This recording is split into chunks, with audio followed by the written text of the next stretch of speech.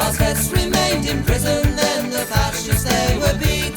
So the promise of an Aryan world would never materialize. So why did they all come out of the woodwork on the day the Nazi died? They're here, they're everywhere. They're here, they're everywhere. They're here, they're everywhere. They're here, they're everywhere. The world is riddled with maggots. The maggots are getting fat. They're making a tasty meal of all the bosses and bureaucrats.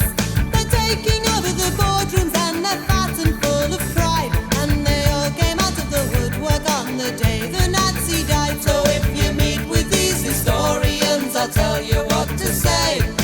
Tell them that the Nazis never really went away.